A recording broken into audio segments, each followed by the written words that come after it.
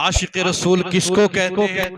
हर इंसान उंगली उठाने वाला आशिक हो नहीं सकता। कोई कहे मैं आशिक रसूल नहीं हो सकता, आओ मैं तुमको बताता हूँ आशिक रसूल किसको कहते हैं। सुभान अल्लाह, तल्ख की सरजमीन है। आप कहेंगे तल्ख कैसे? अल्लाह अकबर, जिस तरीके से हिंदुस्तान के अंदर गर्मियों में ठंडे मौसम के लिए नैनीताल लोग जाते हैं ना, इसी तरीके से अरब मुमालिक में तल्ख एक सरजमीन है कि जहाँ ठंडा इलाका है, लोग घूमने के लिए आते हैं। वहां एक बादशाह गुजरा, अमीर है, अल्लाह रसूल की रिजा के लिए काम किया करता था। अल्लाह अकबर, उसके दो फर्जंद है। अमीर था मगर मोहतरम सामईन, उसके दिल की ख्वाहिश है, उसके दिल की तमन्ना है, ए या रसूल अल्लाह, कहीं ऐसा ना हो आयतों के मैं खिलाफ काम कर लूं। परवरदिगार आलम के हबीब, मेरी जिंदगी की तमन्ना ये है कि मैं आशिक रसूल बनकर मुझे मौत वाक़े हो। या रसूल अल्लाह, कहीं ऐसा ना हो जा कुरान की मुखालफत करते हुए मैं मर जाऊं।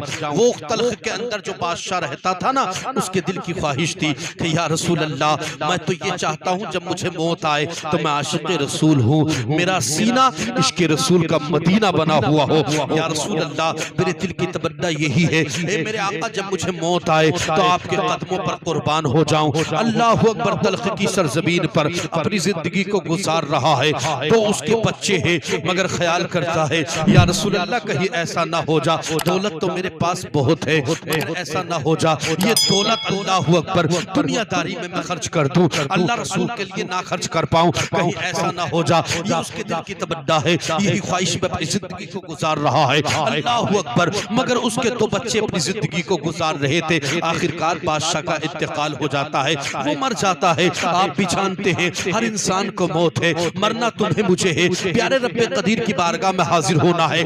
आज 60 साल कमो बेश जिंदगी गुजारने के लिए इंसान झूठ बोल लेता है, बदगुमानी कर लेता है, इहानत कर लेता है, इस्तिग़फ़ार कर लेता है, बेशुमार गुनाह की दलदल में फंसा रहता है। हाय अफसोस नहीं होता कि परवरदिगार को मुंह दिखाना है, हाय अफसोस नहीं करता कि खालिक़े कायनात को मुंह दिखाना है, हाथ सोचता नहीं है रब्बे कदीर को मुंह दिखाना है। अल्लाह अकबर, वो दोनों भाई ने अपनी यानी जो उनकी वसीयत थी उसको अदा कर दिया है, तजहीज़ और तकफीन भी कर दिया है, मगर दौलत तो बेशुमार है। दौलत को इकट्ठा कर लिया, आधी दौलत को बड़े भाई ने रख लिया है, आधी दौलत को छोटे भाई ने रख लिया है। दौलत तो तकसीम हो गई है, लेकिन दौलत तकसीम करने के बाद मोहतरम सामईन, छोटा भाई भी राजी है, बड़ा भाई भी राजी है, दौलत को तकसीम कर लिया गया, मगर कोई झगड़ा नहीं हुआ। मगर उस बादशाह पर सुनने के कमाल की बात यह है, 3 नबी के बाल थे, 3 नबी के बाल थे, और जानते हैं मेरे नबी के बाल कितने थे? 12,13,323 मेरे आका के मुँह मुबारक थे।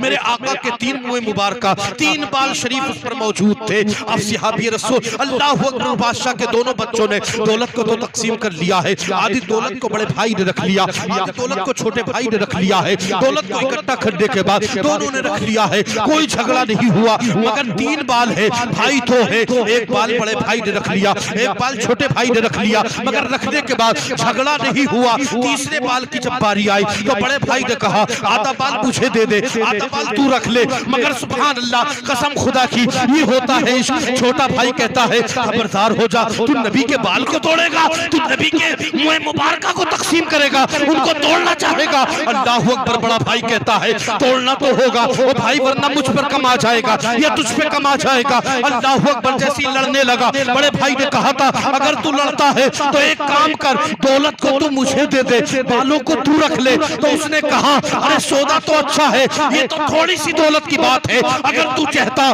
तो मैं पूरी दुनिया की दौलत को कदमों को ठोकर पर मार देता, मगर नबी के बालों को लेता। अल्लाह अकबर, इसको कहते हैं आशिक रसूल। अब दोनों में अल्लाह अकबर जिंदगी दोनों गुजार रहे हैं, सब रोज गुजरते हुए जा रहे हैं। बड़ा भाई अलग हो गया, छोटा भाई अलग हो गया है। अब होता ये है प्यारे, जैसे ही वो जिंदगी को गुजारने लगा, बड़ा भाई एक वक्त ऐसा आता है गरीब होने लगता है, छोटा गरीब भाई जो होता है वो छोटा भाई अमीर होने लगता है। मगर आप जानते हैं अरे से गरीब अल्लाह अकबर वो गरीब हुआ और गरीब भाई अमीर होने लगा, इसलिए कि उसने नबी के बालों को अपनाया था। और जब वो जा रहा था ना तो उसने कहा कहा था अपने कपड़ों को भी उतार दे, मगर उसने कहा था भाई इतनी तो मोहलत दे दे ताकि मैं इन कपड़ों को लेकर के चला जाऊं, मगर उसने कहा था तुझे ले जाने की जरूरत नहीं है। अल्लाह अकबर इतना कहना था। छोटा भाई अमीर होने लगता है, बड़ा भाई गरीब होने लगता है। आखिरकार जब गरीब हो गया और छोटा भाई अमीर हो गया और उसको मौत आ गई जिसने नबी के मुंह मुबारक को रखा था,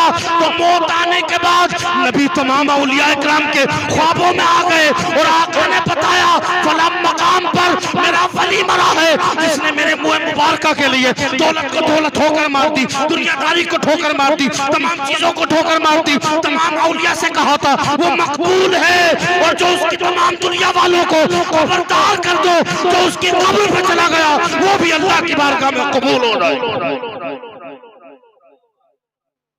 पता ये चला वो जो आशिक रसूल था, जो अपनी जिंदगी को गुजार रहा था, वो बड़ा भाई गरीब हो गया, छोटा भाई अमीर हो गया। मगर आप जानते हैं अमीर होने के बाद नबी ख्वाब में इस तरीके से आए, जब उसका इंतकाल हुआ गरीब भाई का जो बाद में दौलतमंद हुआ था, तो नबी अरब मुमालिक के तमाम औलिया की ख्वाबों में आकर आका बशारत देते हैं, लोगों वो मेरा वली है, तुम उसकी कब्र पे जाओ, वो अल्लाह की बारगाह में कबूल है, और जो उसकी कब्र पे चला गया वो भी अल्लाह की बारगाह में कबूल हो जाएगा।